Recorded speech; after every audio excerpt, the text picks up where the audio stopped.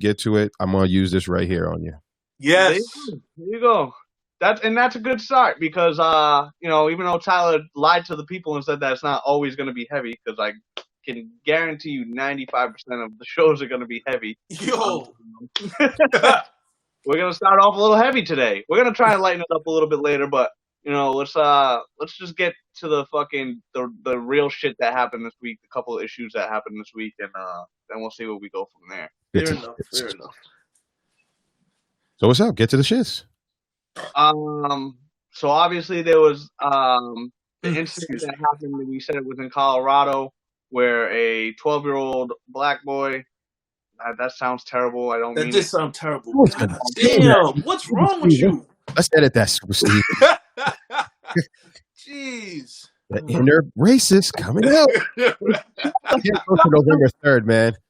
But isn't that how it was written in the fucking article, in the headline? Oh, you got to do it that who way, wrote right? it? Who wrote it? You have to say it that way. Yeah. Who As the headline read it, 12-year-old. It actually says nothing about the color of their skin. Just Are you sure? I'm pretty positive. Yeah, I'm pretty positive. It just says 12-year-old boy shows toy gun in virtual class or whatnot. You know what I mean? But it's okay. We're not gonna hold it against you. Maybe it did. I could have swore it said the child's race. If it didn't, my apologies. But it was a 12-year-old boy who happened to be black. He was on a Zoom classroom, and he was playing with a toy gun. According to the article, he was kind of just like throwing it. Yep, there's the gun right there, green and black with the orange tip, which typically indicates a toy gun. According to the article, he was kind of just throwing it back and forth, kind of like tossing it. Apparently, what the teacher said was that he was pointing it at the screen. I don't know. I don't recall whether it said he was making threats or not. But she ended up calling the cops, sending the cops to the kid's house. Obviously, in the climate of America, we know that just creates it's another element of danger as much as Sure is. Tamir Rice was a 12-year-old boy playing with a toy gun in a park, and he's no longer with us. So it creates that extra element of danger. And then she reported that he was making threats or threatening motions. But apparently there was a review of the body camera that does not indicate that he was threatening in any way. He was just kind of throwing it back and forth. So yeah. I figured, I was thinking when I was reading that, I was like, aren't these like the classrooms and stuff like that, or not the classrooms, the Zoom calls and things, they're recorded, aren't they? Most of them, like they're recorded automatically. I'm not sure if that's true or not, but I was thinking, I'm like, why wouldn't they review something like that before, you know what I mean, before they start to, come up with their own, kind of conclusions and stuff like that. But I don't know. I think according to the article, it said that they were not recording the classrooms; they were just live. But I think it did say they were going to look into possibly recording them. Yeah. I read the article a couple days ago. My memory is pretty terrible with my shaky brain. But, that's okay. Yeah. But that's the thing that was crazy. Like, it is crazy after reading it was is the fact that like in the climate of the country and stuff like that, having police go to a house. I'm not sure if they knew whether the child was black or not. But going there on a call that somebody was playing with a gun. Not sure if the if the teachers reported it that it was real or not. But I think that they kind of fumbled on that a little bit. I know they're trying to think, safety first and stuff like that, but I think they kind of completely ignored kind of just what's going on around this country. You know what I mean? By sending police there on a gun call with a kid, 12-year-old kid with a gun, that could have turned out completely different. And at first I saw the picture of the gun, and my immediate reaction was like, what the fuck are you doing? That's obviously a toy. You know what I mean? And that's why it's like, was he? Because like, if he was pointing it and doing all that, then they would have knew that it was a toy. You know what I'm saying? So I don't know if it was just something that he did quick like that. You know what I mean, or something that would make more sense. But if he's sitting there and he's just like this and all that stuff, I just don't see how that makes any type of sense as to why he would sit there and call call the police and have them sent to his house and stuff like that. I think, so I'm gonna play devil's advocate here. I think even if a kid went like this with no gun in his hand, I wouldn't be surprised in today's day and age if the cops got sent to the house, just because of all the school shootings and shit that have happened in the last, what's it been? 96 was when they really started going crazy. So 24 years or so. I think that's when Columbine happened. I think it was 96. Yeah, I think so too. Not sure. So, I mean, just there's been a huge uprising in school shootings. It seems like there's 2 to 3 every year. So like I said, I think that threatening motion, even without a gun, could potentially get the cops sent there. Again, my immediate reaction was when I saw the gun was, that's obviously a toy. Like, what are you doing? But then I started to play devil's advocate. And I'm gonna say a little disclaimer. Obviously, me and my good friend Wade, we got into it the other day over our last episode because of my comments about the Jacob Blake shooting, and I was saying that what's his nationality? Say that again. What's his nationality? Just so the people can know. Wade is Wade? Cape Verdean? Wade's he's all that stuff. He's a minority. He's a minority. So we got into it because he feels that I'm always trying to justify, and that's not what I'm doing. I'm trying to just kind of show. I think people jump to conclusions way too fast, and I just want everybody to look at the whole picture before jumping to those conclusions, ideally. But so the other day I was really starting to try. I'm going to get off track a little bit here. I was really starting. It kind of got to me. You know what I mean? Like, why does he feel that way? Kinda. So emotional. It got to me, and I was like, why does he feel that way? And I was trying to think of, like, why do I look at things that way? Why do I look at every situation that way? And what I came to was, I think it's because I don't want to believe, and this is probably super fucking naive of me, but I don't want to believe that people are shooting people just off the color of their skin. I don't want to believe that it's solely the color of their skin that's making people react to the way they do. And that's because, and I know it does happen. I know racism is still very much, yes, flourishing, and it's fucking terrible. But for me, who is not racist and who has obviously multiple friends of minority friends, I have a minority girlfriend. Like I love people. I love all people. You know what I mean?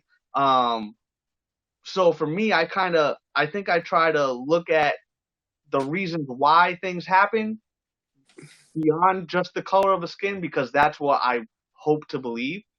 So I did look at this the same way. I did try to play devil's advocate and or just try to figure out why the teacher would have done that with what we all consider to be an obvious toy. And I just remember, like, there's guns that don't look like real guns. I've seen pink guns, purple guns, green guns, blue guns. Guns don't just come in black and silver anymore, or brown, or those neutral dark colors anymore. Like, there are, like, quote unquote designer guns. So is it possible that there was one in this kid's home and he got a hold of it? Maybe. Again, just the climates of school shootings, even though they're not at school, like, I don't know. I still think the teacher was wrong. I still think calling the police immediately is not the right move. But then putting myself in a teacher's point of view, it's like, how would I react if I'm a teacher and I see this? It's like, and then say it is not a toy gun, it is a real gun, and somebody does get shot, and I saw it, and now I didn't say anything. So it's tough. It's a real tough time, and it's a tough decision to make.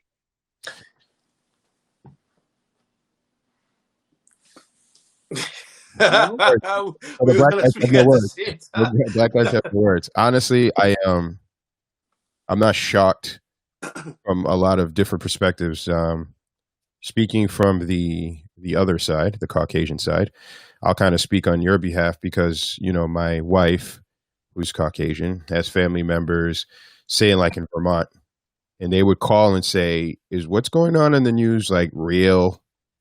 Because they just don't get it; it doesn't click. Right. But also, where they live, there's not many black people, if any. So they're not understanding or grasping like why this is happening. Mhm. And I think a lot of that is happening in general in America. But Yeah. let's not get it twisted. I think there's a lot of racist people. I Oh, think yeah. people don't understand, say, a culture or a race. They have these stigmas or ideas of how they behave. So if you've never run into, I don't know, say like an alien, what's the first thing that comes up to your mind when someone says, "Oh shit, aliens might come down"? Something Fear. with tentacles, right? Trying to kill us, take over, because that's Mhm. what we're pitched. Of course. Same could be said of minorities or the black man. Really aggressive, always angry, shooters, drug users, drug dealers, rappers, basketball players. So we have this perception. So if you don't have, and I keep saying experience is so key, if you don't have an experience with, say, a black friend or a black neighbor or person, you might have these perceptions. Now, does that mean that that gives you a green light to go and shoot people or kids? No. I think again, it brings that conversation of more conversations like this need to be had. Mhm. Um, but I think accountability is something I'm not hearing a lot of. We got to start making people accountable, and I mean Right. really accountable. Not, oh, you lose your job. No, you're going to jail for a long time, so Mhm. that this unprecedented judgment and person going to jail is kind of put out there in the world, being America in the news. They're going to talk about it. People are going to complain. There's going to be protests on both sides. That great job, or racist people will say, "No, that person shouldn't be going to jail." That's cool. I think all of that needs to happen, but in order for change, there needs to be some form of accountability, and I mean like put the hammer down, account, and say, "Sorry, we changed. You're the first to go." And I think once police officers, because that's what we're talking about, say, "Whoa, oh shit, these guys are not playing anymore. The power we had, they're not just letting us kill someone and Right. an admin or we get suspended or whatever." I think then you'll start to see change.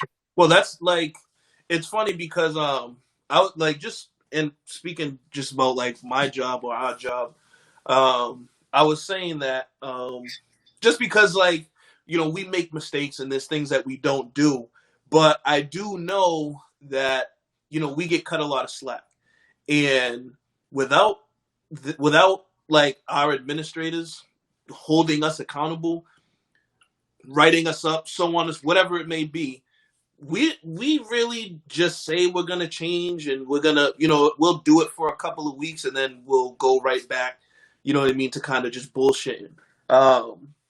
But that it's true. There's really no accountability. Like losing your job or losing your pension and things like that. Like that's that's not enough. That's not enough. But kind of just going back into like the article. I was trying to figure out whether the teacher called the parent first or Mm-mm. if they called the police first. I haven't gotten that like a clear answer on that I yet. believe in the article it states that she called the police first, and Okay. then she called the Yeah, parents. that's a whole big fuck up. That's a whole big fuck up. Because if you know the kid is at home, I mean, you would. Me being a teacher, I would think somebody's home, so that would be the first thing I would do is to call them. Um, yeah, that's crazy. That was just one thing that I really I wasn't sure on. That's another angle that I didn't even consider. Like, there should be a parent home. You Right, know what I mean? So call the home. Call the right. parent that is home. You know what I mean? Instead of calling the cops. But again, there's a ton of gun violence. There's a lot of crazy things that have happened. and I'm not, again, I don't agree with the teacher calling the cops.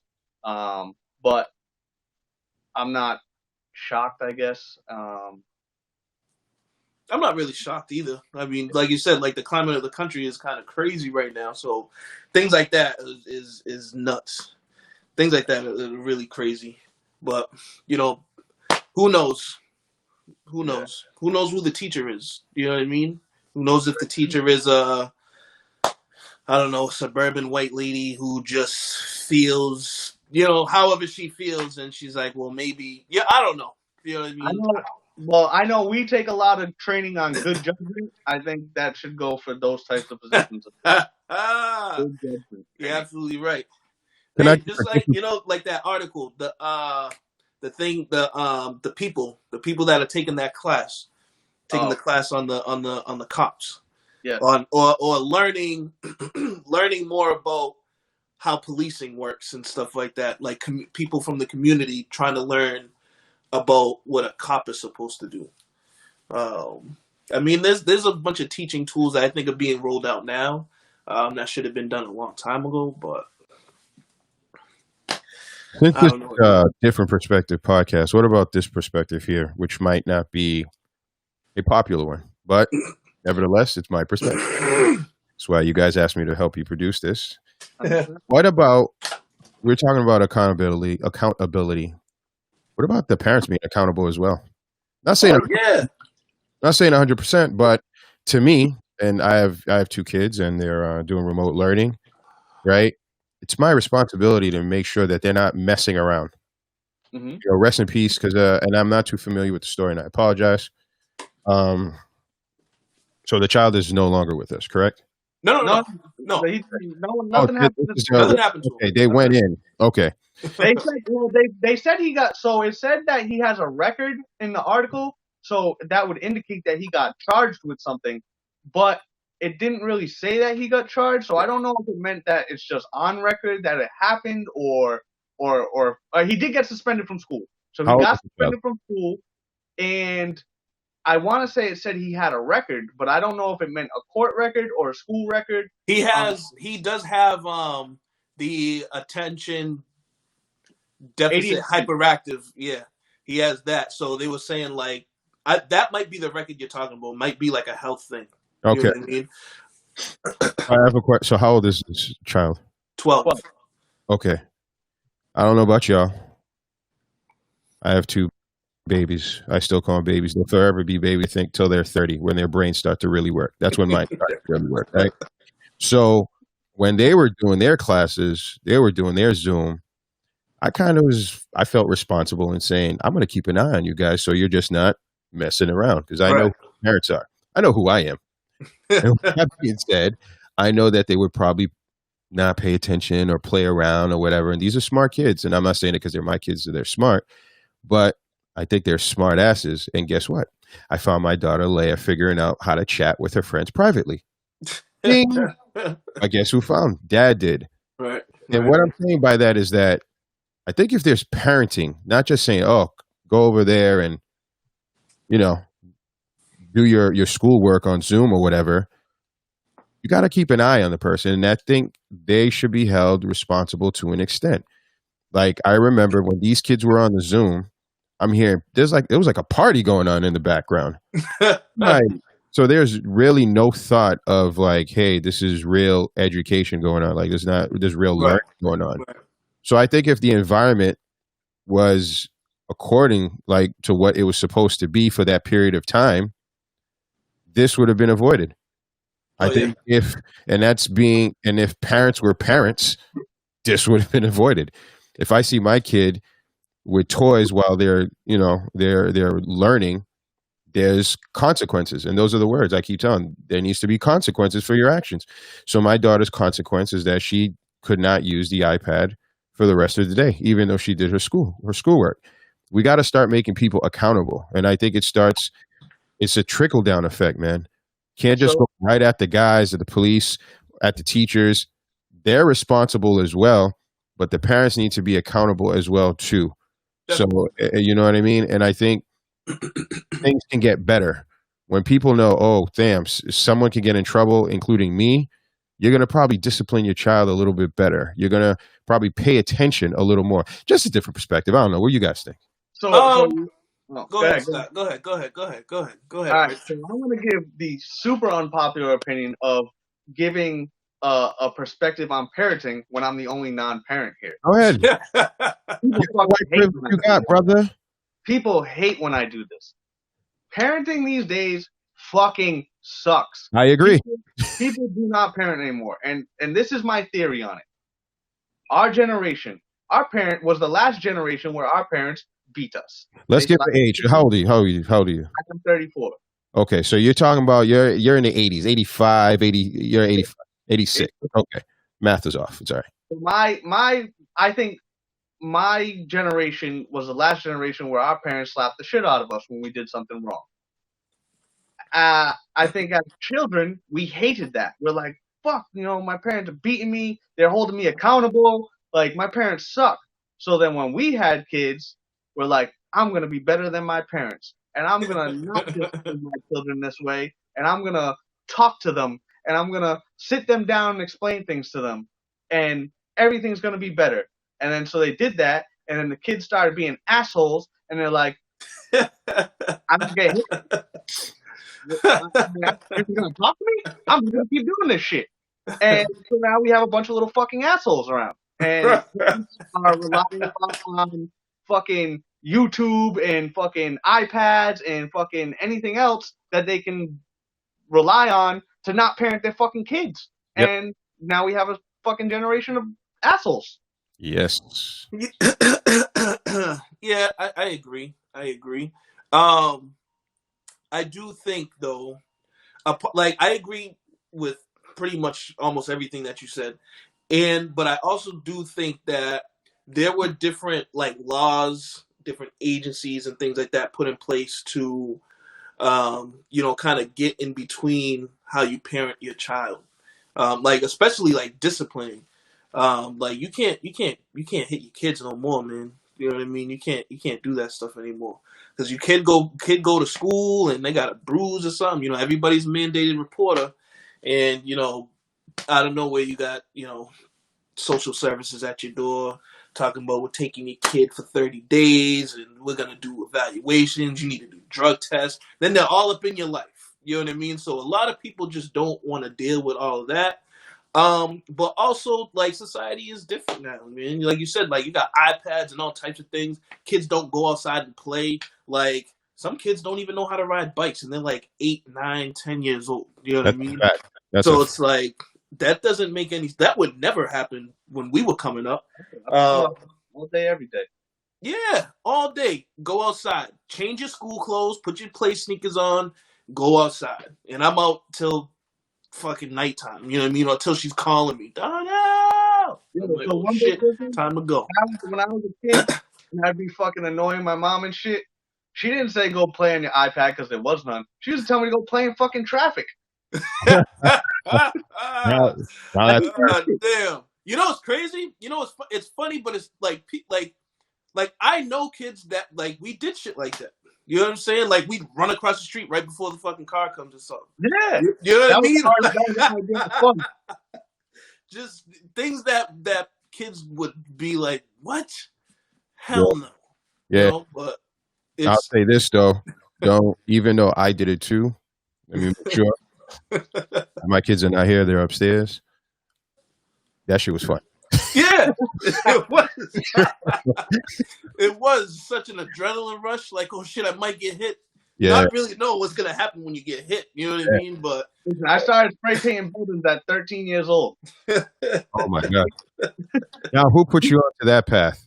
Just kid I was just trying to fit in high school. There was a group of kids that did it, and you know what I mean. I just did to start being cool. And then I was eventually the only one that held on to it. But now, so even in that life form, right, as a graffiti artist, I started at 13. I'm seeing dudes not starting until they're 25. And I'm like, why would you start writing on buildings illegally at 25 years old? What the fuck? I get it. I did it as a kid. There was nothing better to do. We didn't have video games. We didn't have computers. We didn't have tablets. We didn't have all that shit. We had to find shit to be fun. I was an artist. You know what I mean? Blah, blah, blah, blah, blah. But, like today I see these dudes starting mad late, and I'm like, what the fuck are you doing? Like, just like I get it, you like it, you admire it, but like, don't start doing that shit that late in life. That's my Yeah, because if you get caught, there's real consequences that follow you. 100%. You know what I mean? And I was lucky enough to get my consequences earlier in my days. You know what I mean? My early adulthood. But like I had a real job. I had a real job since I was 19. Um, but like now it's like some of these dudes might have careers or something. Like, what are you gonna do if you get arrested for fucking writing on a building and you lose your job? Like, you know what I mean? Like, like I don't know. I don't get it. That's my perspective as a graffiti writer who's been doing this for 21 years. I don't know. It's funny to me. No, I hear you. It's a good point. It's a good point. But now let's talk about the difference in children, though, because you do have some kids that might have some issues that might make them do certain things that they're just, let's just say they're not, I don't want to say they're not normal because I think that's rude. I don't think it's the politically correct way of saying it, but they might have some things that they're battling. Mhm. And the reason I'm talking about this is because recently a child in Salt Lake City, I'm assuming, is that correct? Is that what the kid, Yes. with autism, unfortunately came across the law. If Jay or Tyler, if you guys want to kind of talk about that, the stage is yours, man. Tyler, you want it? You want me to take it? I think you go ahead. Go ahead. I'll segue off. All right. So essentially, what happened was this child has autism. His mother had, I believe it said she hadn't worked in a year. Because of just his condition and stuff like that. I don't know if the dad lives with them, and so she might be a single mother. It's kind of unclear in the article. Yeah, it wasn't clear. She had recently returned to work, and I guess the child has severe separation anxiety.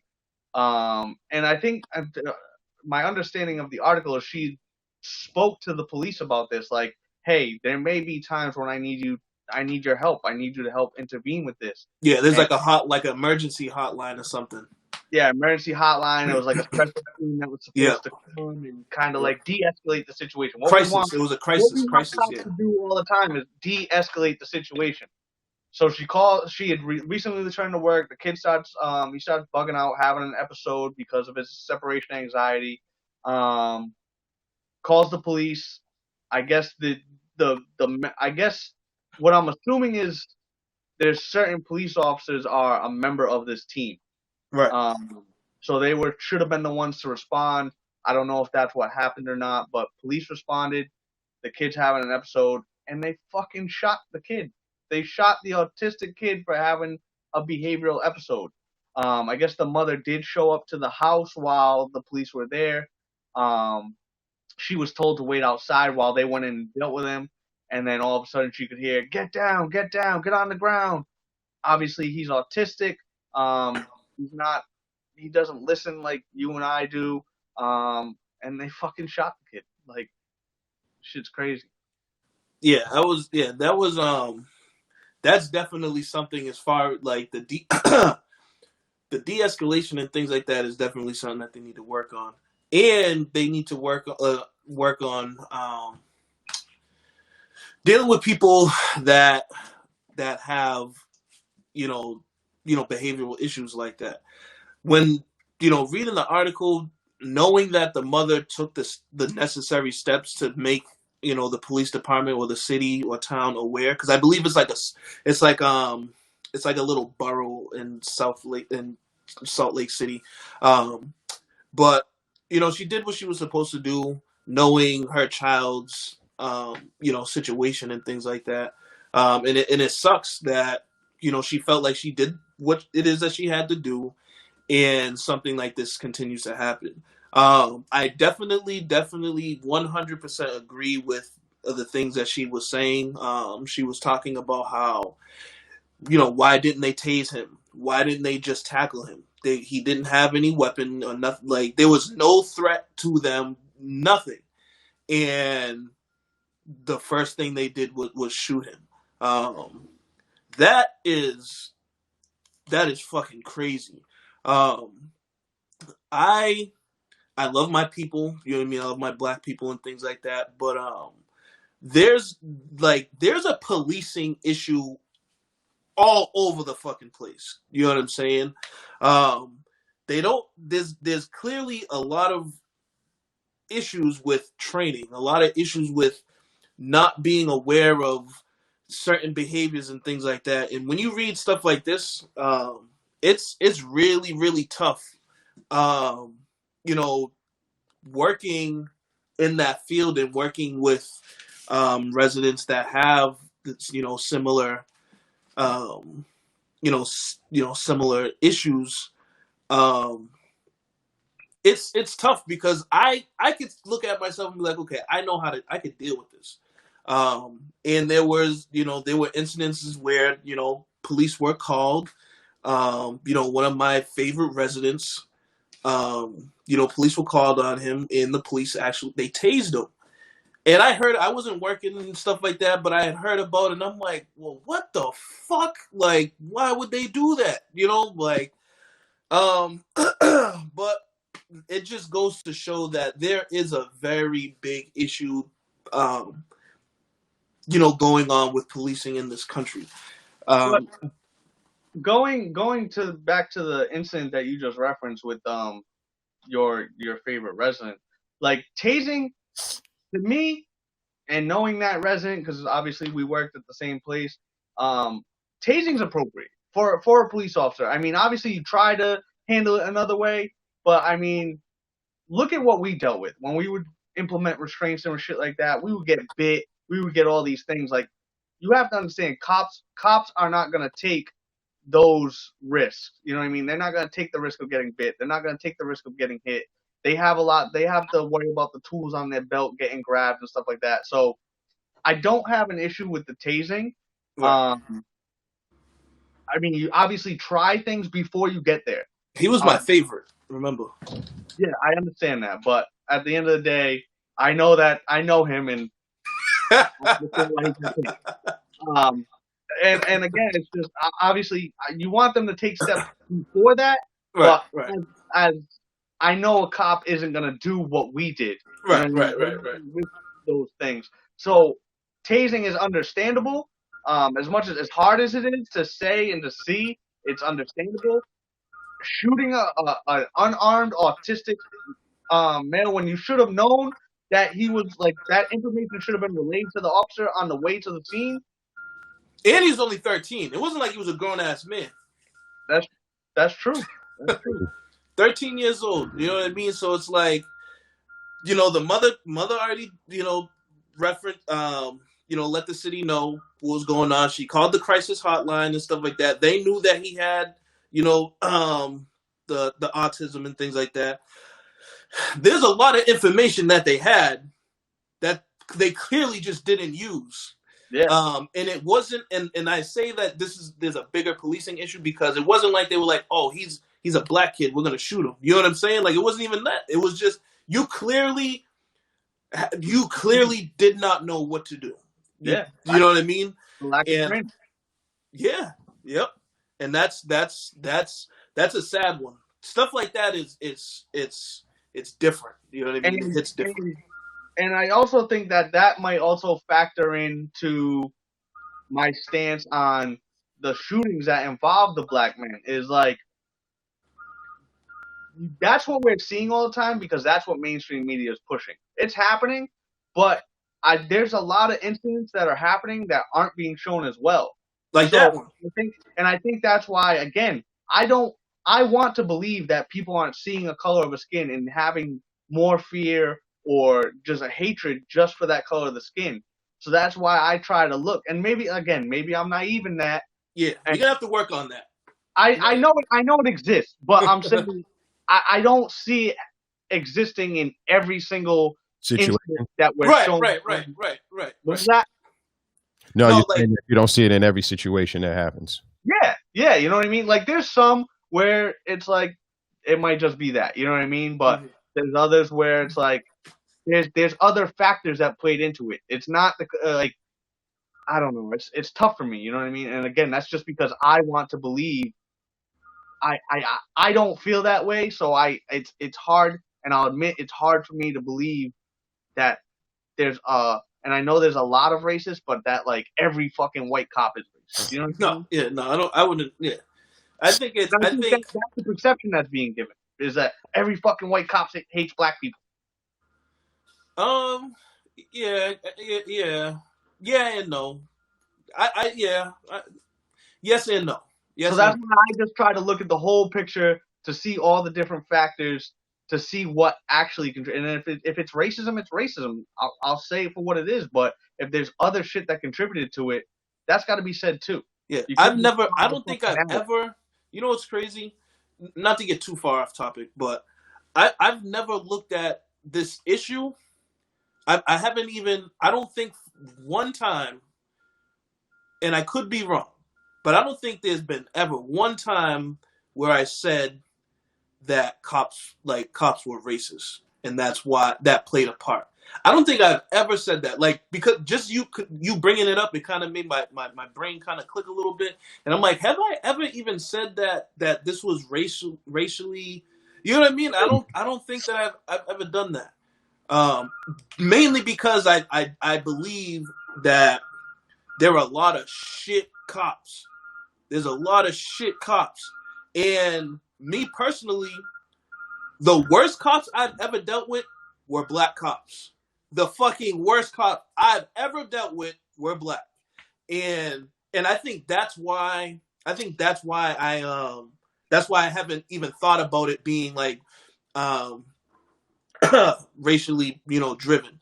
But I could be wrong. You know what I mean? But I do believe that there are racist cops, but I don't know. But that was just a little thought I had to get out there. But kind of like going back to the article and going back to the issues that are going on, that, like I said, it's just bullshit.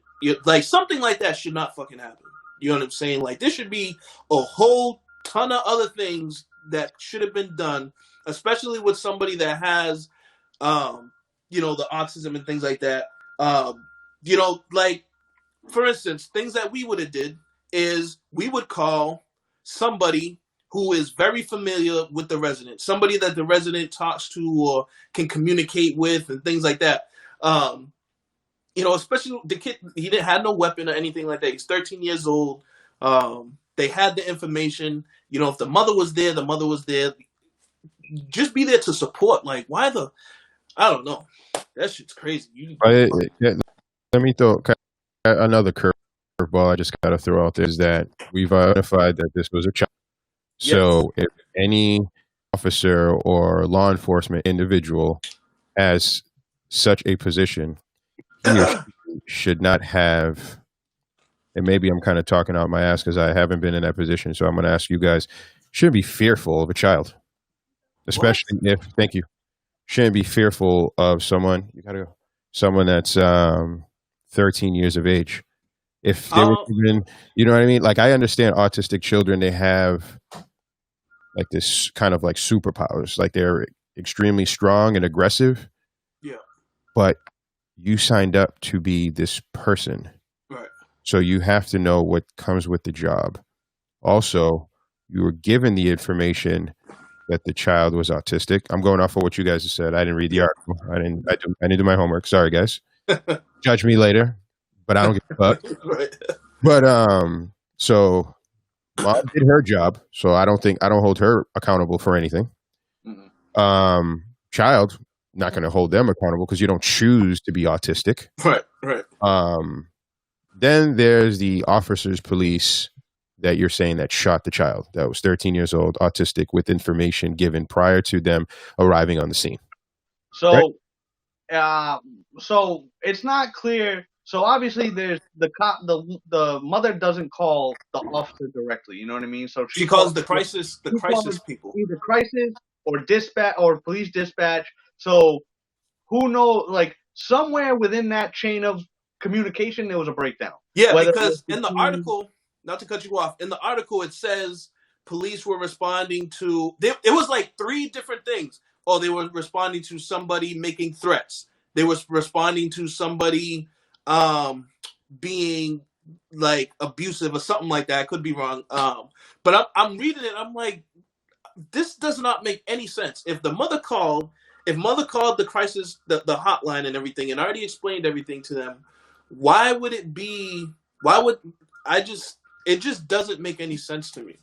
And that's why I think, like, kind of Jay, what you was getting at, like the mother didn't call the officers directly.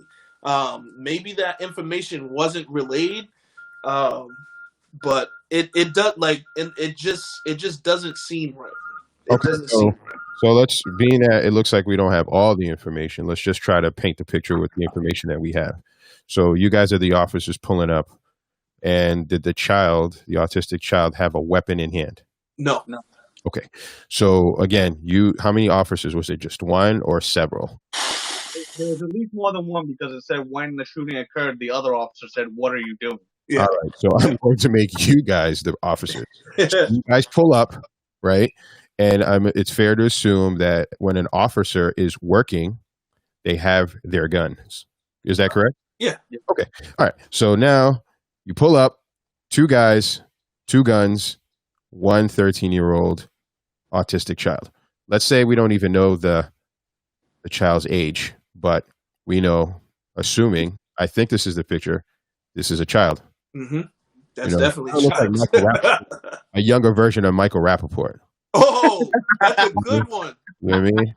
That But is- anyway, so that's Michael a Rappaport, you pull up, you guys pull up, you're like, oh, are you Michael Rappaport's son? Oh, no. good- And then he's doing whatever it is that makes you guys feel threatened. The two officers that signed up to be police officers with guns.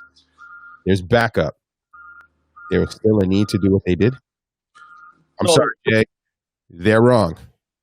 Yeah. Yeah, 100% wrong. 100%. 100% wrong. And I don't care that the mother didn't call the police station directly, but if what you're saying is correct, she called this hotline or followed her workflow, what the procedures are in place Yep. to manage the situation. That means the system failed.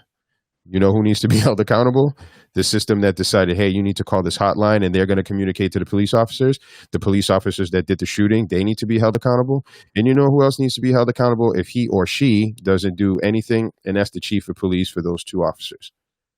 We need to start coming down with the hammer. I keep coming back to this accountability things, guys. I'm sorry. It just doesn't make sense to me. You know what I mean? No, it doesn't. Like, I'm Haitian Canadian. You know what I'm saying? I'm not a fighter. For But me, But if I got a gun, I ain't worried about nothing. for me on this one, I'm going to take the stance of the police chief. I'm going to try and track down exactly where that breakdown occurred, whether it was the crisis hotline, the police dispatcher, or the officer. You know what I mean? It's going to be one of those three, where the necessary information did not get passed. But again, even if it does get passed, cops are not trained to deal with this. It's as much as they should be. They're not. Like Tyler and I going into that situation, no matter what, would handle it 1,000 times better than 95% of police officers, because we have trained with that specific those specific types of individuals. Okay. And that's a problem. Like police need to be trained to deal with everybody. Is it that, or do you think that if they know that there's a particular situation dealing with that, just like, and I don't know if this is even true, you know how you'll watch a movie and there's like, there's people held hostage and you have the negotiator. Like, where's Denzel in this? Like, they need a negotiator. They need a counselor to come with, police officer, which is why I'm asking the question, should police be responsible for all types of call? I know back in the day when Opie Taylor, the little movie black and white show, oh, my cat is up there, they'd call the fire department. Right. All right. They figured out that, man, that's a waste of our freaking time. No, cat will come down. If not, sorry, kid. Should police be responsible for all types of calls? I'm going to let Jay go first since he's backing up the police. Go. So one of the first things that came out when it came to change following the George Floyd murder was the idea of letting like social workers handle certain types of calls. And so say like I don't know if it was domestics but there were certain types of calls where the idea was you send a social worker and you send a police officer along with them, but you send the social worker as the lead. To me, that is a magnificent idea. You have the cop there just in case shit goes crazy, but you're not. He's literally just there as like an observation. So kind of like if a prisoner is meeting with a lawyer, Mm-hmm. the lawyer is in the room with the cop with the person, the prisoner. The cop is either in the corner just observing or out the door. Yep. That's the type of role that I would like in these types of situations because, again, police just aren't trained to fucking deal with this type of shit. Mm-hmm. Yeah. So I agree with you 100%. And, I reread the article a little bit, and the mom called the police department to help her like de-escalate him. Probably it might have been even like maybe to just maybe subdue him, maybe. You know what I mean? Because I know she's just thinking about like what it is that I've done and stuff like that. I'm not thinking that she's calling because she needs somebody to come and talk to him. So I mean, she didn't call for somebody to come and shoot him, but I think it was probably because he might have been getting, a little out of hand and things like that. But as far as the question, I definitely don't think that, that idea is out of line as far as having like social workers or counselors or something like that go to certain calls. Not all. I'm not, domestics are very, very dangerous. I don't know if you would call a social worker for that. I think a cop, that'd probably be the better thing. Like I wouldn't want them to be frontline, but I think it would make sense to say, hey, this child is autistic. Right. Going to be movement or whatever. Just relax. It's going to be okay. Don't shoot them. Right. I think we got to get to that point. Let's not just shoot. Shooting is probably not the answer for everything. That's kind of like the only thing I want to say. I want to share an experience that I had at the former job where we had to call the cops one time. We were at a house. There was only probably like 4 staff in the whole house, and we had a riot going on. We had it was female residents that were just going crazy. We're restraining them, and the staff weren't super adequate, and it was just restraint after restraint after restraint after restraint. And I'm calling for help from the company, and because we were at a house, there was no one to come. So eventually I made the decision, all right, I need to call the cops to help me with this. So I called the cops, and again, my intention is just detain them for me so that I can get help here. I don't need you to like arrest anybody, just detain them for me so I can get help here. So the cops come, and we're in the restraining the residents or whatever, and I look, and the cops are just standing on the stairs, and I'm like, are you gonna help me? And he's like, oh, they said we don't do anything unless you say so, which is a good approach. That's a good approach. Yeah, it's a great approach. But I'm like, well, yeah, can you do this for me so I can like do what I can fucking do, because I can't do what I gotta do with you fucking standing right there.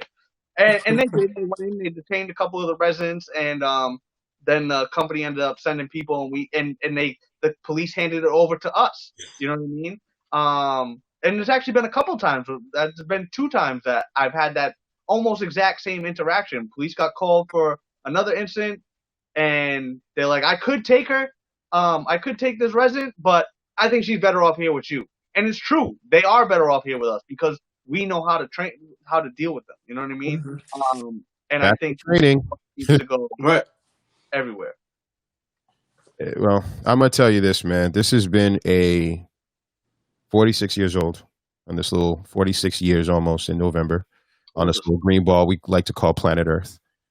From my recollection, this has been the craziest year ever.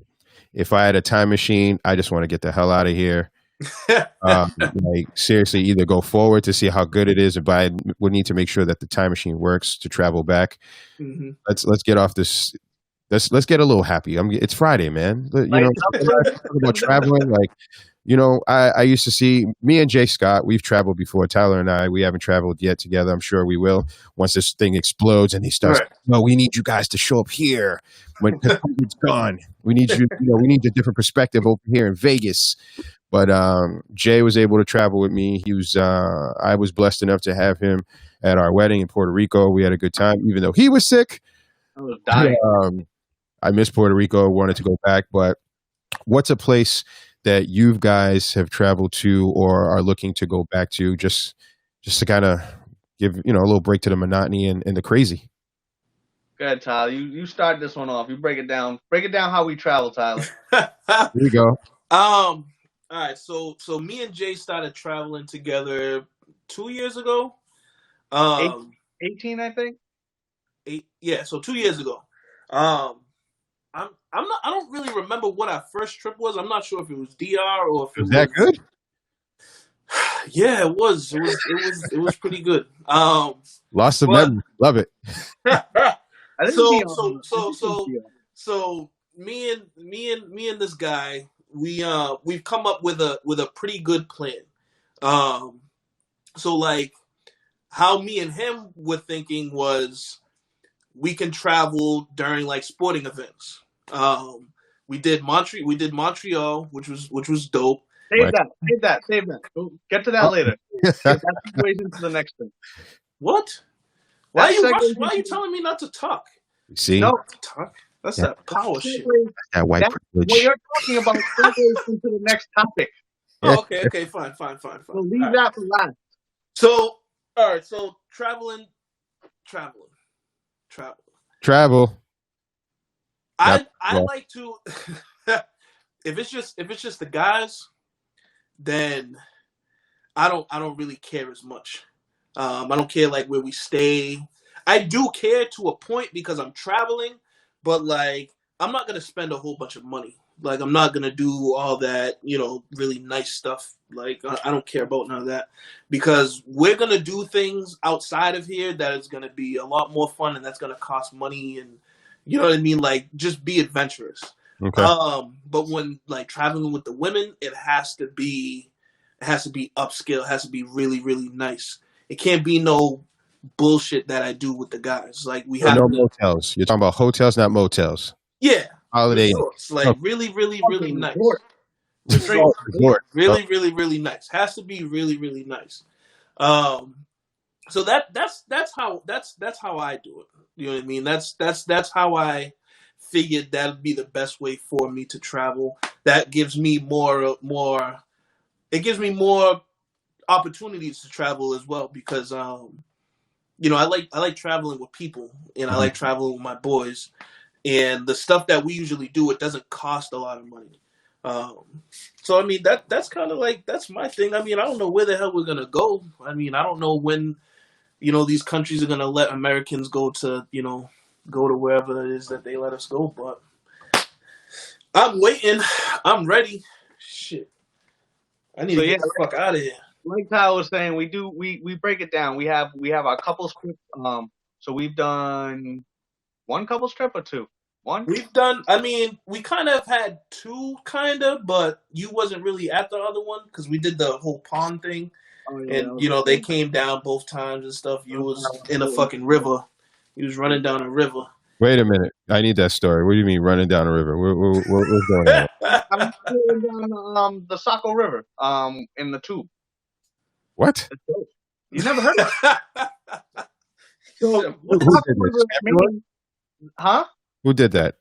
Everyone did on the trip? No. Just the day that he had another like little couples get together, yep. I was doing something different, so I wasn't present. Is what he said. I have one question for the people. Were there minorities that did this with you? So, fun fact, I was the only white person that did that. Really? Yep. Wow. Okay. All right. Yeah. So, but that was cool. It was, again, you float down. It's a little river. It's like 3 feet, 4 feet deep at most, maybe. You get a tube. You get a cooler tube, and then you put your cooler. You drink beers. I saw people with Bluetooth speakers. I saw people with small grills. There's In the little water? yeah, like on kayaks or on tubes. You know what I mean? They would have a tube for like their stuff, and then there's little beaches and shit that you pull over and you have lunch and drink beers and all play games, whatever. It was dope. It's real fun.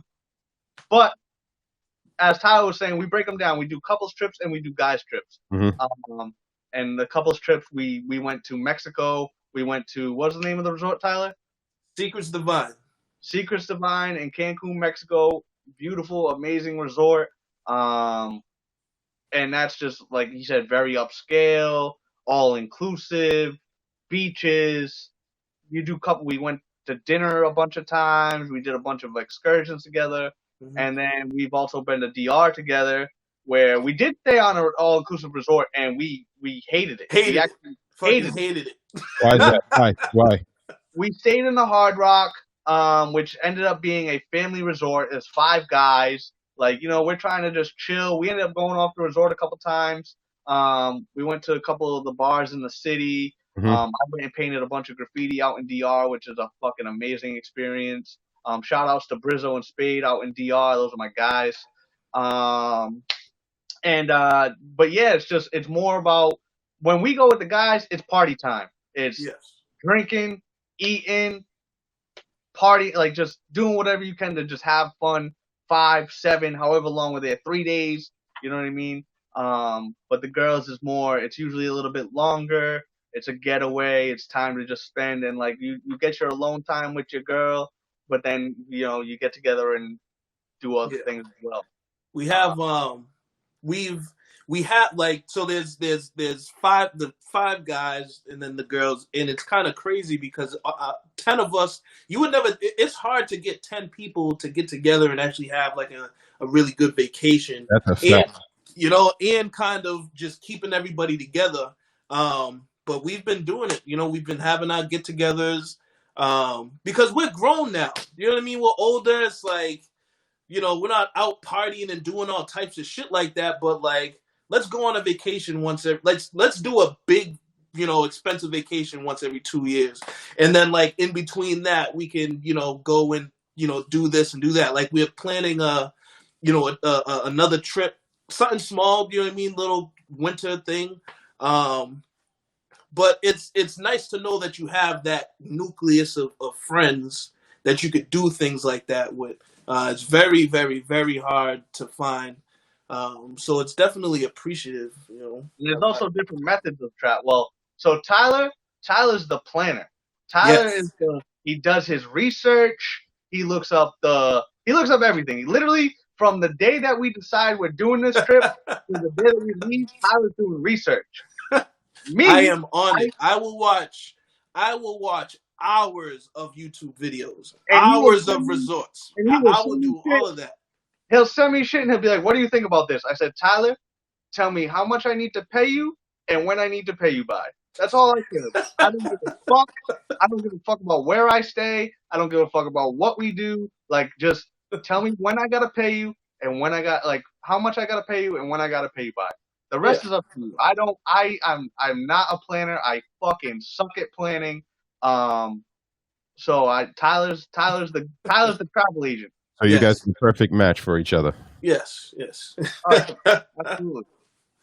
But yeah, so like I was saying earlier, when we did the Montreal and Pittsburgh, Pittsburgh was dope. That's probably one of my favorite, smaller trips that we did. And that just happened by chance, right? Montreal was a fucking disappointment. Yeah, Montreal was they're too nice. They're way too nice. We are. Yeah, I was like, what the, like, because, I'm not too familiar with hockey, but, I kind of am now. But, Jay was telling me how big of a rivalry, Boston and Montreal are.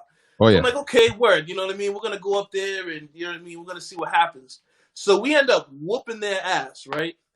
And, like, we're leaving, and everybody's like, oh, yeah, good game, da-da-da. I'm like, what the fuck? Like, what do you mean? We just whoop your ass. Like, we're big rivals. If this was Boston, they'd be like, get the fuck out of here. Yeah. Don't fucking talk. You know what I mean? I'm like, this shit doesn't even feel right. Like, it was a good game. Yeah? It was a good game, eh? Right. The reason we do these trips is I've made it a goal in my life. I'm a diehard Bruins fan. I've made it a goal in my life to go see the Bruins in every away arena throughout my lifetime. I've done 3 so far. The first one was Tampa Bay back in 2015-ish. And then me and him did Montreal, and then we did Pittsburgh. Right? That's the order. We did Montreal first, Pittsburgh. Yep. Pittsburgh was dope because I was like, all right, I'm planning my trip. I'm like, maybe I'll do Pittsburgh. And then I was like, it's on a Friday. I'm like, yo, how dope would it be if the Patriots played the Steelers that same weekend? He's like, oh, yeah, that would be dope. And he wasn't intending on going with me just for the Bruins. And he's like, but yo, if the Patriots are playing, like, I'll go with you. And I was like, yo, the Patriots are in Pittsburgh that same weekend. Wow. Yep. The Bruins Friday night, the Patriots on Sunday. They both got fucking smoked. Yeah, it was a bad weekend. Damn. It's all right. Like you were saying, so like opposite of Montreal, when we were in Pittsburgh, I'm wearing my Patriots jersey, getting a beer, like us. And some dudes was about to start talking shit, and they're like, "Yo, you're lucky that your fucking big ass boys with you," or some shit like that. Get out of here. Yeah, Pittsburgh was definitely on it. They were not playing. They were not playing. Pittsburgh had a dope setup though. Like, you don't have to fight traffic because the way their stadium's right on the river. Okay. So across the river, there's bars and restaurants there. You go get some food and you hop on a ferry across the river. You can drink on the ferry. It was a fucking. It was dope. Pittsburgh was dope. So it's not Foxborough. No. Way better.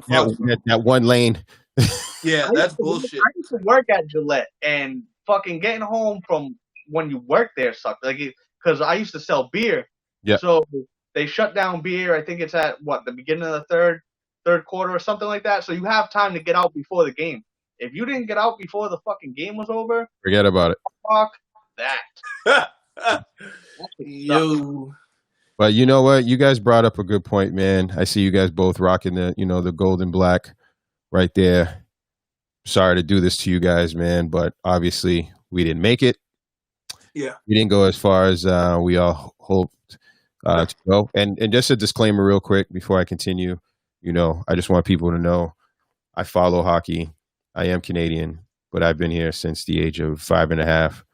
Bruins is my squad, but I just bust chops to let people know it's all about the Canadians. When the Canadians play the Bruins, it is what it is. I flip-flop. Call me what it is. It ain't that serious to me. But these playoffs, it was all about the Bees. But I don't know who to blame. Do you blame the coach? I know who to blame. Or do you blame this guy?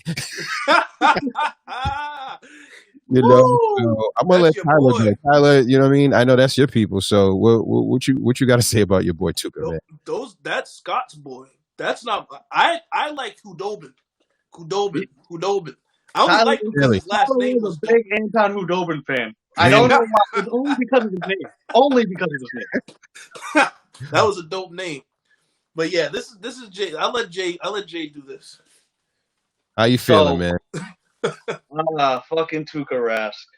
I'm looking at your jersey right now, which is kind of scary. I don't know if I should. It is a Tuuka Rask jersey. I bought this for $15 at Burlington Coat Factory. I would not have paid more than that because I didn't mind Tuuka, but I was never like a huge Tuuka guy. But I am. The news came out yesterday that Tuuka's coming back next year, and I could not be more angry. No, you just beat me to the punch. I was going to ask you, is he coming back? Yeah, so it got released yesterday that he is coming back. I'm fully against it because he abandoned his team in the playoffs. Mm-hmm. He came back to the bubble. Every player had the opportunity to opt out of the bubble for whatever reason, and there was no consequence. And had he done that, I probably still would have been a little bit upset. He is the 4th highest paid goalie in the league. They were the number 1 team going into the shutdown. They had a real chance to win the Stanley Cup. So I would have felt some type of way, but I would understand it a little bit more. He went to the bubble. He fucking sucked it up pretty much until he left. And then all of a sudden, he backs out. Like, to me, that's just not a team mentality. And the reports are that he does have a sick child. Mm-hmm. And the reports are that he got a call saying that something was wrong with his child. Again, normally I would 110% understand. Mm-hmm. However, there's reports that 2 days after leaving the bubble, he was out playing 18 holes of golf. How fucking concerned are you with your fucking kid? Not only that, it's not the first time he's done this. He sucked it up last year and fucking took a leave of absence. Came back, got us to the Stanley Cup, fell short. And if you really pay attention to the Bruins and you really pay attention to Tuuka Rask, you'll notice that if the defense is not playing 100% in front of him, He's not he that good. fucking sucks. And for me being the fourth highest paid goalie, like, you need your goalie to bail you out sometimes. You know what I mean? It can't just be 100% defense. And I feel like with Tuuka it is. And yeah, it's just I fucking. Well, here's a question for you, man. Are What's the Bruins stupid or something? I didn't hear you. Are the Bruins stupid or something? I don't know. They're stuck with him. I get it. He's got 1 year left on his contract. I think it's the Bruins don't want to look like the team that faulted the guy for putting family first. So PR. So you're saying PR move? I think it's a PR move. That's an expensive. If you're going to bring him back, he does have that year in the contract. I would personally try to trade him, but nobody wants the fourth highest paid goalie that abandons his team, so you're probably not going to be able to fucking trade him. I would make him sit on the bench, but that's not what's going to happen. I'm a little upset about it, but. All right, Tyler, you're the GM, man. What are you going to do? I'm going to look for Hudobin. Oh, my God. He has no glove hand, bro. Zero. I mean, if it was me, I'd probably have to keep him.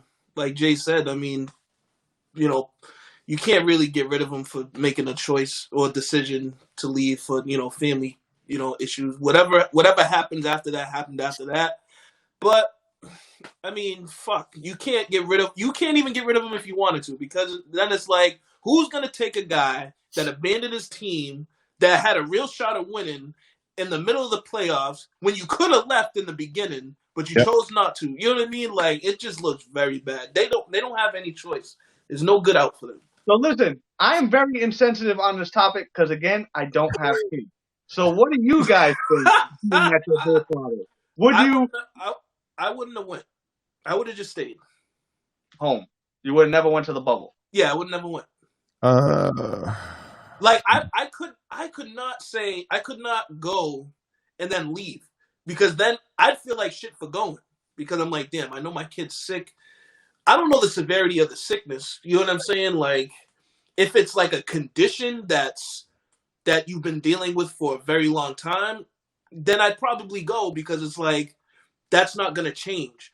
But I mean, I don't know.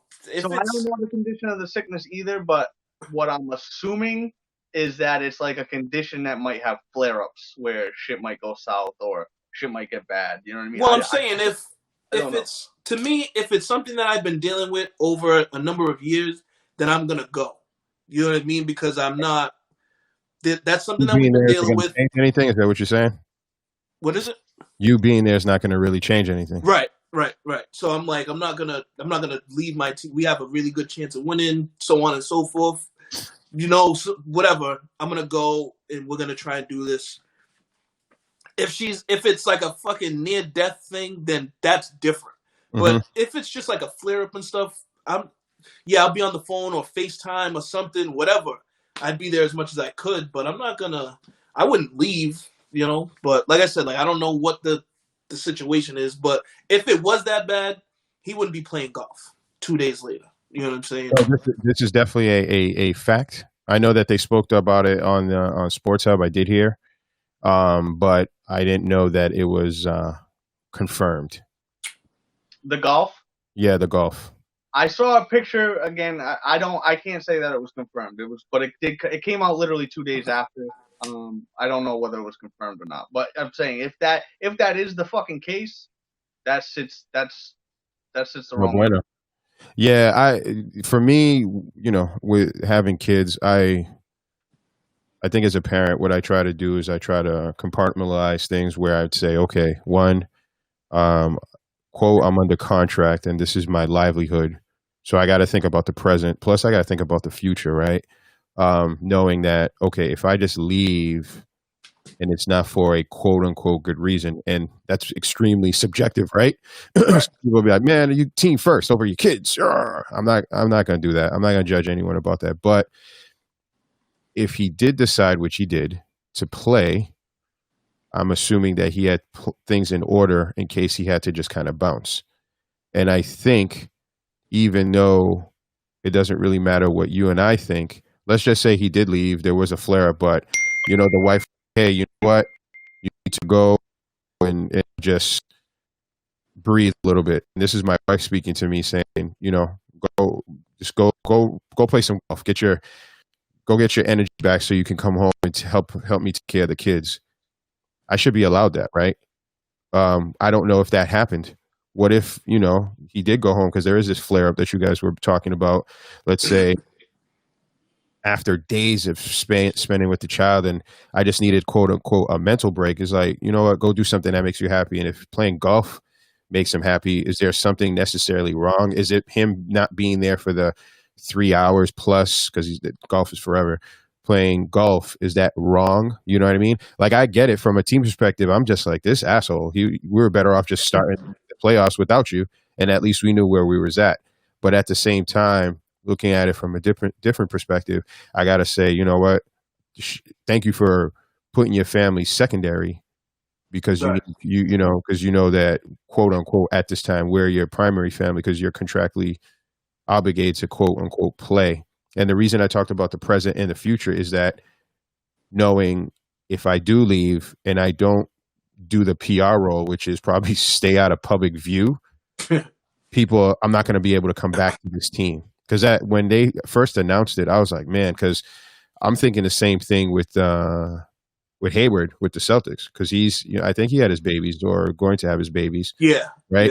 Yep. I was thinking that too. But they spoke about that since day one, and I remember Danny Ainge saying that they had something in place where if he has to go, he goes, and it's 7 days. So the team was aware of what's going on. They were prepared to play without him. To me, keep your ass out till next year. If you don't want to even come back, that's cool too. But more than likely, he's going to sign because he's due $31 million. If he's not getting that anywhere else. He's not, man. You're going to say you're a free agent now. He's just going to sign right there. You know what I'm saying? So we're stuck with Hayward or whatever. But now I truly feel like Tuuka, I think he hurt his team, but I think he really hurt more so his image and his dependability. As far as, like, you can't move him. So Jay, you guys are saying he has 1 year left. Like you said, highest paid or fourth highest paid, you said, right? Mm-hmm. I'm not taking that risk. Especially how I know how the books work in hockey. It's nowhere near the NFL. Numbers is numbers. So, you know what I mean? I don't know. Sorry, Bruins fans. Maybe next year or maybe not. Again, for me, if it just happened and it came out of nowhere, all right, cool. He sucks since he got to the bubble. The last game he played, he was like, oh, it's hard to get up for this. The atmosphere, it's tough. You know what I mean? I can't really get into it. He makes these comments. He's mentioned retirement before. He's abandoned his team before. Like, it's a pattern. You watch him play, you see him fall apart when the defense isn't bailing him out. He's a head case. He's always been a head case. He'll always be a head case. I wish he would just fucking retire, but he's going to play one more year. And then, knowing the Bruins, they'll fucking sign him to an extension. Hopefully, that's what the Bruins fucking do. I'll holler at your boy Cam Neely, like, yo, where going? The Bruins, don't get me started. No, keep talking about it, man. Therapy for you. They have the potential to be the best team in the league, but they always let other people dictate their style of play, their future. The Bruins are notorious for signing a fucking star player 10 years after his prime. Mm. That's the Bruins do. The Bruins will be like, yeah, we just signed Jaromir Jagr at 48 years old. Like, you know what I mean? Like, get that motherfucker when he's 28, not 48. Like, Right. and then not only that, not only will they sign him, they're gonna sign him for 6 years and $5 million a year. Like, I don't know. Cam Neely said they're gonna take a hard look at their roster going into Look, season. man, he's signing. Like, listen, my knowledge of hockey is not as strong as it is with football or basketball. But I think what you're saying is true. I'm seeing the writing on the wall. They let certain people go when they're like, damn, they shouldn't let that person go. And then you see them doing really well elsewhere. But I have to question something that you just said. You're saying that the Bruins allow people to dictate their moves while their style of play. Mm-hmm. I used to blame my boy Claude. It wasn't Claude's fault. They're saying, oh, no offense, no this, no that, because you want the big bad defense. And now I'm hearing you kind of repeat that rhetoric. So why can't we just say Tampa? Tampa Bay was so much better than the Bruins. The speed, the power, the control. We have little guys. We have a lot of little guys. So here's my thing. This is my thing when it comes to hockey. Talk about it. Skilled players don't like to get hit. So when you're outskilled, you should be fucking slamming dudes, hitting them. And the Bruins so Tampa was smart. Tampa last year scored the most points in the regular season and got swept in the first round. Mm-hmm. And it was largely in part probably because they didn't have enough grit. So what they do, they went out and loaded up on grit, and they had a great fucking balance. They have a great balance of skill and grit. The Bruins could potentially maybe not match it, but they could play with them in both in the grit department. They're outmatched skillfully. They have the Bruins have the top line, which is one of the best lines in hockey. Mm-hmm. Beyond that, they don't got much going for them. So that time, you gotta fucking start hitting these skilled dudes. And yes, you have to. If you hit these skilled dudes, now you're gonna have to fight. But for whatever reason, the Bruins think that they're the best team in the fucking league skill wise, and try to play everybody skillfully. Hit motherfuckers! Fight people! Jesus Christ! And people say, hockey's changing and it's a skill game now. No, motherfucker. The St. Louis Blues beat you up in the fucking Stanley Cup Finals. That's why they won, not because they outskilled you. The Anaheim Ducks, they won on fucking hitting people and fighting people. They didn't win because they were the most skilled team. Like, I don't understand why I can see it and these fucking people that make millions of dollars to make these decisions don't fucking see it. Tell them why you're mad, son. Tell them why you're mad. I like that. I'm probably red as fuck. It's okay. No, you're good. You're good. You're all right, man. But listen. At the end of the day, what we're appreciative is that sports is back, right? Let's not forget. Less than 2 months ago, we had nothing. So at least this is nice. This is a nice thing to complain about, as opposed to saying, "Hey, we don't have this," or watching continuous reruns. This is where's Thomas? This is hindering me going to my away arenas, though. I can't go nowhere. Yeah, this is true. But you know what this does, though? Let's talk about these guys. It starts on Sunday. Okay, I know there's a lot of. I need to show that, Tyler. You need to just repeat that. Tyler was doing this while feels like there's a lot of pain over there. Stress. What is your stress level about? Go. I'm fine. You sure? Oh yeah. Think we're gonna be okay? Yeah, I'm good.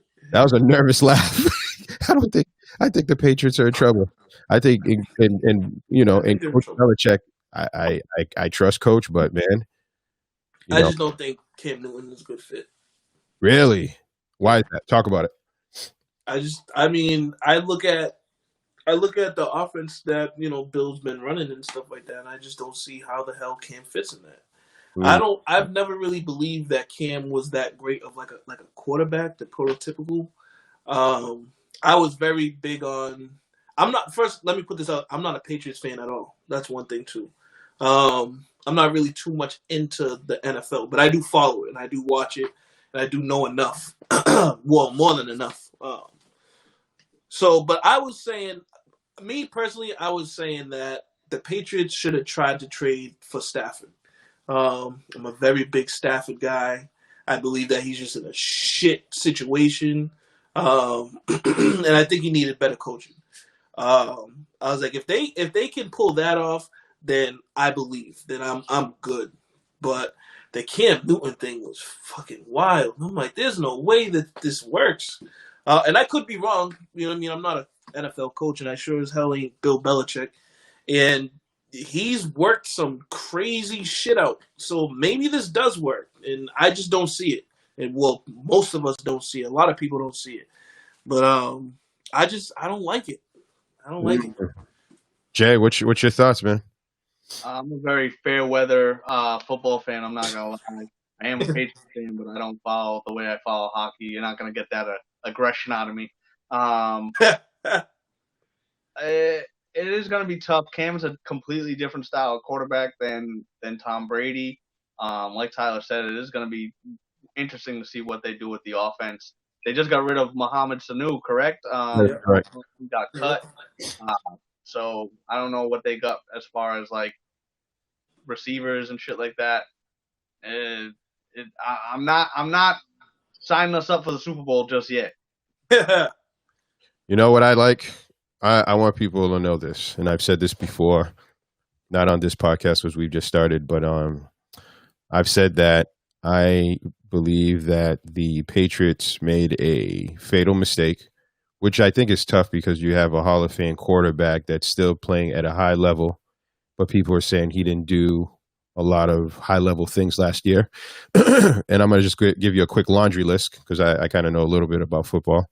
So he lost his starting center, Pro Bowl center. He had blood clot in his lungs, so that guy was gone. Lost his blindside tackle. He went to Oakland. So really, really strong offensive players on the line were gone. Then he lost his fullback who helped Sony Michel run the ball. That guy broken neck. Sony Michel was Sony Michel without a fullback. Didn't do very well. Then we have Julian Edelman. He's just getting a little older. Can't separate. N'Keal Harry can't separate. We didn't have a real tight end. We just were doing tight ends by committee. They couldn't block or separate. The one thing that was consistent about Tom Brady is that he was fairly accurate given time. Mm-hmm. NFL, the reason why they do the 40-yard dash is as a receiver, you need to separate within 3 to 4 seconds. And the reason for that is there's other guys on the ball that are trying to kill your quarterback. I still represent Tom. You know what I'm saying? And Belichick, I trust, but you know what? Him not figuring out how to keep Tom Brady and was a loss. So for this year, I'm watching these guys. Oh God! Yeah, man. I'm saying, I think Tom's going to put some serious numbers over there. I think he will too. His shortest receiver is 6'3". One thing that we know about Tom and Gronk is that Tom would just throw it in the air. Gronk would go up and get it. Yep. We have 2 Pro Bowl tight ends over there, and that's not including Gronk. So get ready to see Gronk feel free to take this information, which is football fantasies. Go ahead. It's all right. So I'm going to do that DraftKings this year or I want to test that out. But yeah, so now he has running backs, fullbacks, and I heard the defense is okay. And this is just a league where they like you to score. They were, I think, top 5 in scoring last year to a guy who threw double the amount of interceptions with touchdowns. Crazy. I don't think you need to be too smart to kind of figure out that, they have a better quarterback. Oh, by the way, too, the quarterback from last year, he found out, too, that his eyes, he needed to be corrected. So he had, like, LASIK surgery. So he really couldn't see the field. Holy shit. So on paper, they look like a Super Bowl team. Oh, yeah. There was no preseason. We're about to see what it looks like on Sunday. But, for me, it's the Tommy and Gronk show right now. I'm excited for football. Welcome back, football. I don't know how long it's going to last because there is that little thing called the Corona that's still out there. For whatever reason. People doing fans. I said the NFL's doing fans. 17,000 yesterday Yep. On the Kansas City Chiefs game, which is insane. Yep. And then here's another thing about Corona, right? So last I checked, you need to have a distance of 6 feet, right? Which is why you guys are not at the Cliff Notes Project studio yet, because we're making changes. So now, if you have to be 6 feet, that means the shit is airborne to an extent, right? Right. I'm watching, what's the coach over there for KC? I forget his name. I never liked him. Andy Yeah. Andy Reid's over there, and he has a shield. Yeah, that shit was crazy. Shit was clogged. Again, I'm not the smartest guy, but I'm like, wait a minute. So are we saying that wind only comes this way? It can't come up?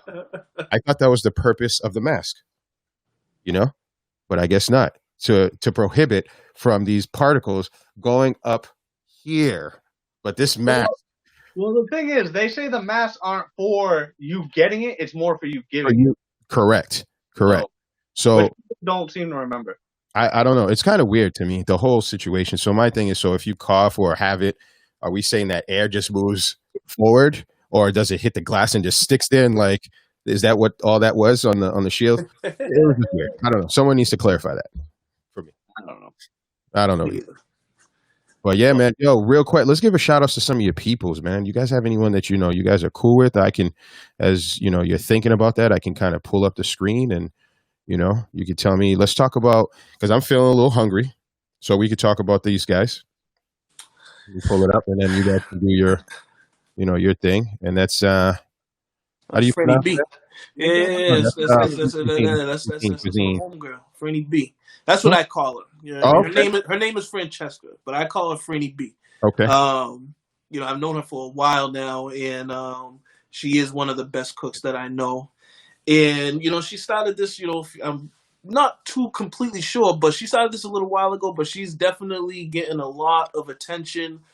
She's traveling. She's doing different, food events and things like that. That's her and her husband, Rich. Rich does his thing. He has, I'll do a big shout out to Bell Bob Beard Products. Definitely good stuff, man. All natural stuff. I used it myself, ran out, and I need to get some more. But yeah, she's doing her thing. That's the Haitian mac, and she does jerk, and she does all types of things. What's your favorite plate from them? Oh man, I haven't had like an individual plate. Okay. But she does these crazy steak and cheese egg rolls. Yes, the mac and cheese is nuts. The rice, I actually asked her like. See, y'all don't love. Let me give her a little love right there. I asked her a while ago to teach me how to make rice because I'm completely lost with that. But the rice is I've never had anything bad from her. Where are they located so the people can know? She is in. I want to say she's in Roxbury. Okay. I'm not 100% sure because I'm not too familiar with Boston because I know it's like Roxbury, Dorchester is like right there. But it is Roxbury because it's right by Dudley Station.